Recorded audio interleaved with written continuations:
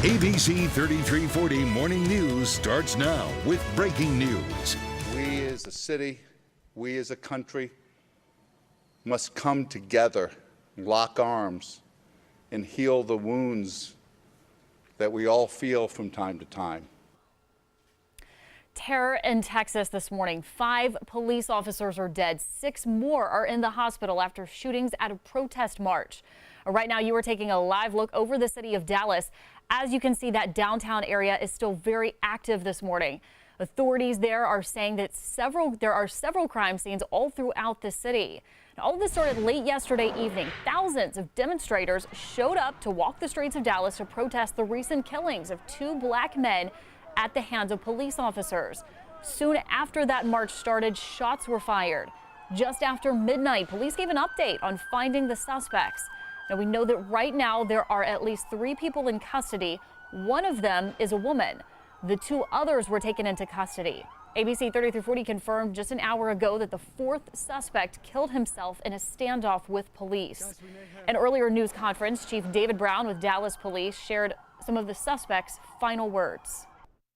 So over the last 45 minutes has told our negotiators that the end is coming, and he's going to hurt and kill more of us, meaning law enforcement, and that there are bombs all over the place in this garage and in downtown. So we are being very careful in our tactics so that we don't injure or put any of our officers in harm's way, including the citizens of Dallas. Now, Brown later mentioned that they do not have a motive at this time, but they do believe those suspects all worked together. About 100 officers were on patrol during yesterday's attacks. Leaders in Dallas say both the governor's office and the White House have reached out to offer their support. And just a little more than 30 minutes ago, President Obama held a live news conference about the shooting in Dallas. Right now, he is in Poland ahead of the NATO summit. He mentioned his comments he made yesterday on the recent officer-involved shootings in Minnesota and Louisiana, but made it clear that he supports law enforcement.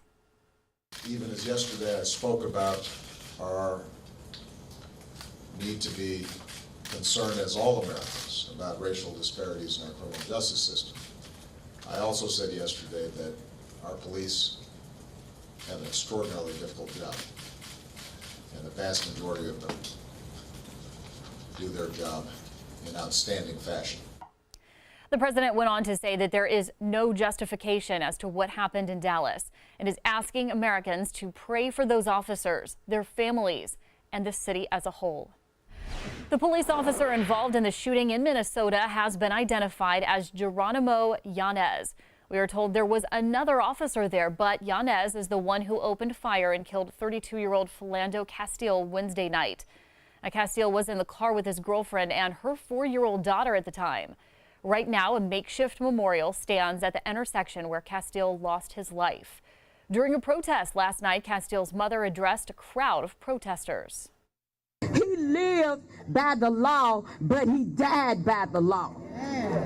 And it's got to be a time when we all come together as a nation of people and demand that this stops. Today would have been Castile's 33rd birthday. Minnesota Governor Mark Dayton asked the Justice Department to oversee the state's investigation into his death.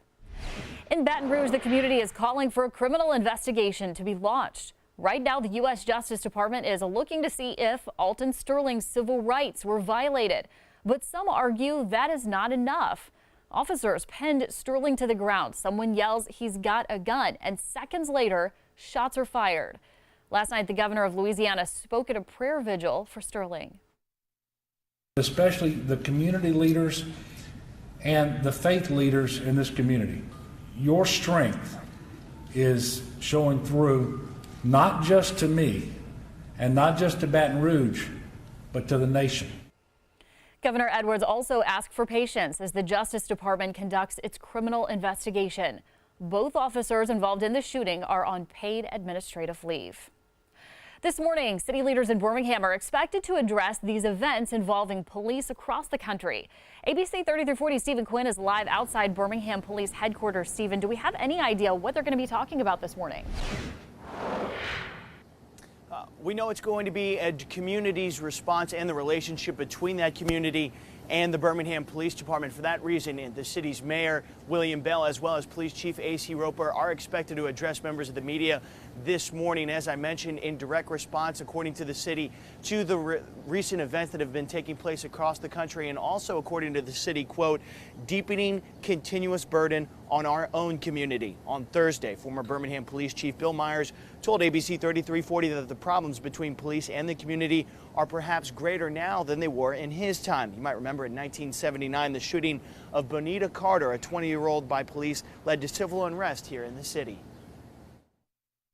We had shootings, obviously, and we had problems with some shooting, but we didn't have the volume that you have today. I mean, there's so much today, and of course, you know, the communications are different now.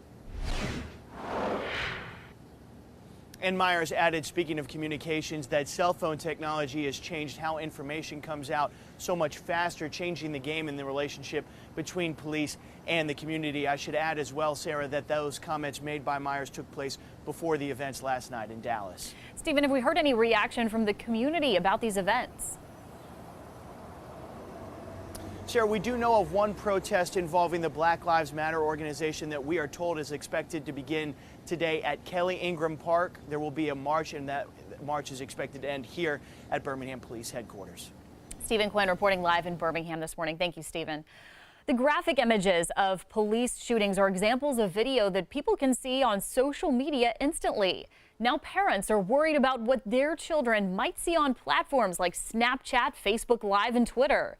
A UAB clinical psychologist tells ABC 3340 any graphic image can change people's thoughts about the world. But these are not actors, and these are not still shots. This is like being there. And so for some people, not everybody, but for some people, these images are enough to cause a traumatic response. Now, he says it is best to talk with your children about what they might see on social media and then help them process any graphic videos or images they do see. Stay with ABC 3340 as we continue to follow this breaking story on air, online, and on our ABC 3340 app.